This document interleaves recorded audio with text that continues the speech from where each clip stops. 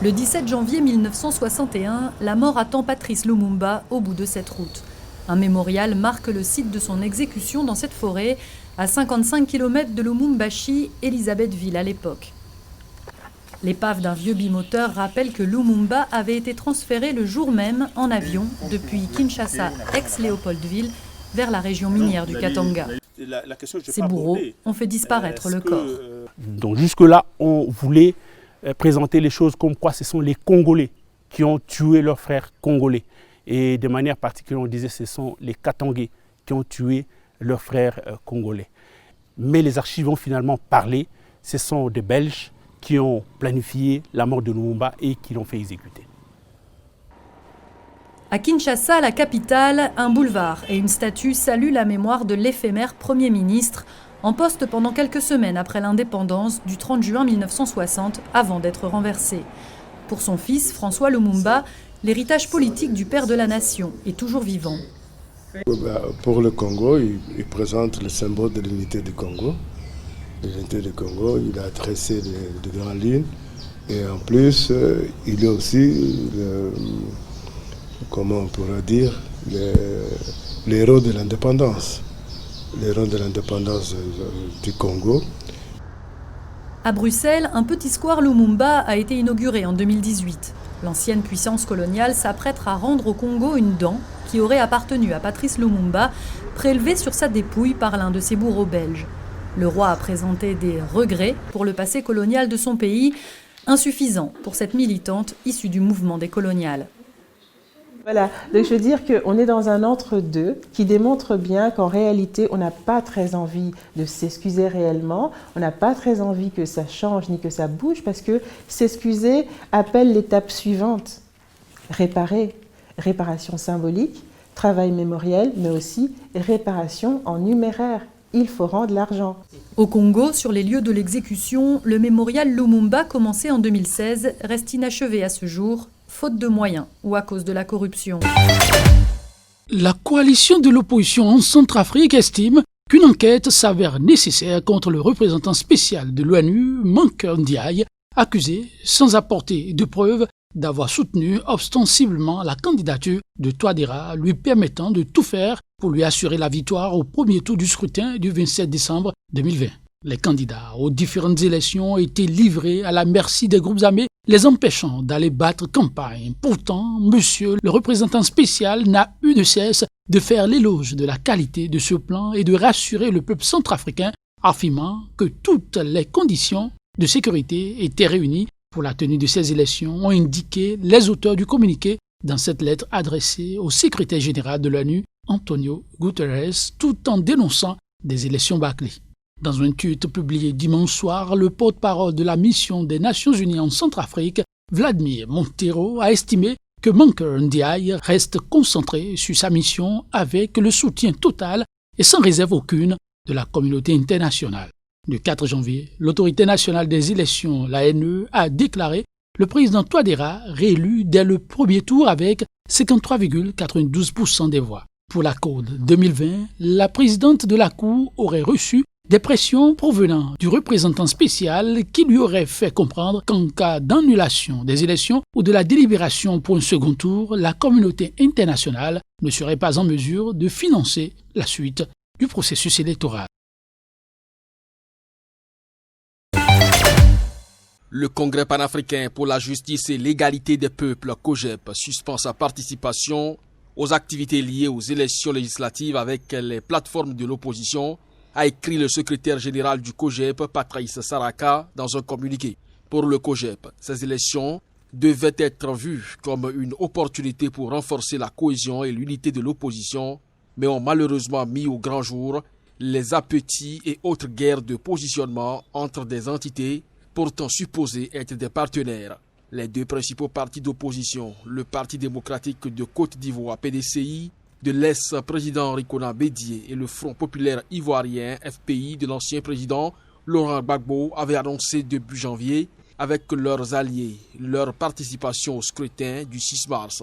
Mi-janvier, le parti de l'ex-chef rebelle et ancien premier ministre de Côte d'Ivoire, Guillaume Soro, qui vit en exil, a lui annoncé son boycott des législatives.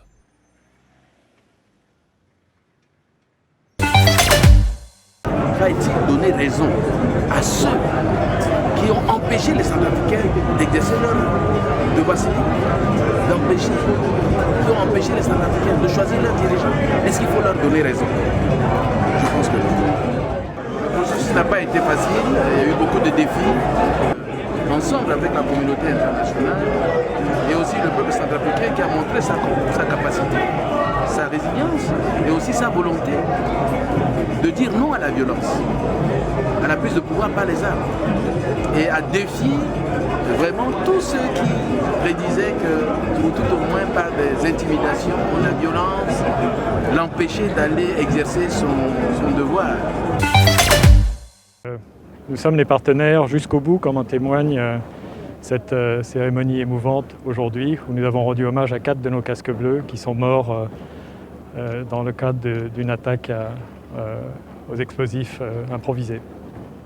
Aujourd'hui, ce qui compte, c'est de mettre à profit cette phase nouvelle, caractérisée par la transition, je dirais même par cette phase nouvelle de la transition, puisque maintenant les institutions de la transition sont en place, pour engager la mise en œuvre de tout ce qui est prévu. Aujourd'hui, c'est ça pour lequel nous allons nous mobiliser. Et le sacrifice de nos collègues aujourd'hui, parce que la MINUSMA, comme la population civile, comme les forces armées maliennes, comme les forces de sécurité, comme les forces partenaires, Barkhane et le G5, payent un prix lourd, bien entendu. Mais ce sacrifice, il nous incite à faire davantage, il nous incite à mobiliser encore plus notre énergie. Les audiences commencent ce mercredi selon Bati Lukwebo, l'informateur nommé le 1er janvier par le chef de l'État pour dégager une majorité d'union sacrée de la nation. Il s'agit de rompre avec la mauvaise gouvernance du passé, a-t-il ajouté. Le président Tshisekedi est déjà confronté à ses premières difficultés. Il n'est toujours pas parvenu à un accord avec ses 2 principaux nouveaux alliés potentiels, Moïse Katumbi et Jean-Pierre Bemba, qu'il a reçu la semaine dernière. Pour Bati Lukwebo, ensemble, la force politique de Katumbi n'a pas écrit pour dire qu'il se retirait du processus de la constitution de l'Union sacrée de la nation. Plusieurs fois ministre pendant les 18 ans du règne de l'ex-président Kabila, le sénateur et homme d'affaires Bati Lukwebo a quitté le Front commun pour le Congo en juillet 2019 quand il s'est porté candidat à la présidence du Sénat en défiant les amis de Kabila. L'abbé Rodrigue Sano, curé de la paroisse Notre-Dame de Soubaganédougou, est porté disparu ce 19 janvier, indique l'évêque de Banfora dans un communiqué ce mercredi. Il devrait participer à une réunion mais n'est jamais arrivé à destination, a-t-il précisé, ajoutant que l'évêché a saisi les autorités compétentes qui mettent tout en œuvre pour le rechercher.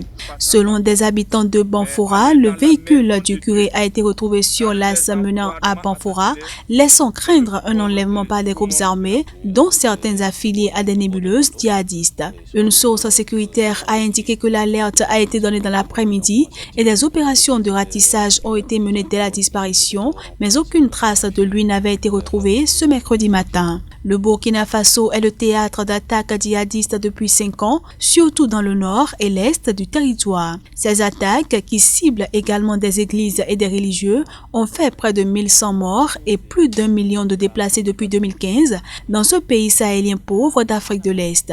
Mi-août, le grand imam de Djibo et président de la communauté musulmane de cette importante ville du nord avait été retrouvé mort 3 jours après son enlèvement par un groupe d'individus armés qui avaient intercepté le car dans lequel il voyageait. Le taux de mortalité du nouveau coronavirus en Afrique s'établit désormais à 2,5% des cas recensés, au-dessus de la moyenne mondiale de 2,2%. C'est ce qu'a expliqué le directeur de cette agence spécialisée de l'Union africaine lors d'une conférence de presse. Le nombre de cas sur le continent a augmenté de 14% par semaine lors du mois dernier. Depuis le début de la pandémie, l'Afrique reste l'un des continents les moins touchés, avec 3,3 millions de cas de Covid-19 et presque 82 000 morts selon l'organisme. Mais l'augmentation du taux de mortalité marque une rupture avec la première vague, lors de laquelle il était resté en dessous de la moyenne mondiale, a rappelé le conférencier. Nous sommes en train d'assister à un retournement, a-t-il ajouté. À l'heure actuelle, 21 pays africains enregistrent des taux de mortalité supérieurs à la moyenne mondiale de 2,2%. Entre autres exemples donnés par l'agence, le Soudan, l'Égypte, le Libéria et la République arabe sahraoui démocratique. La dynamique de l'épidémie dépasse la capacité des infirmières et des médecins à prendre en charge les patients. Ceux-ci ne bénéficient pas de l'attention et des soins nécessaires. L'Union africaine a annoncé la semaine dernière avoir commandé 270 millions de vaccins pour le continent, en plus de ceux prévus via le dispositif COVAX, une initiative de l'Organisation mondiale de la santé et de partenaires privés pour un accès équitable aux vaccins.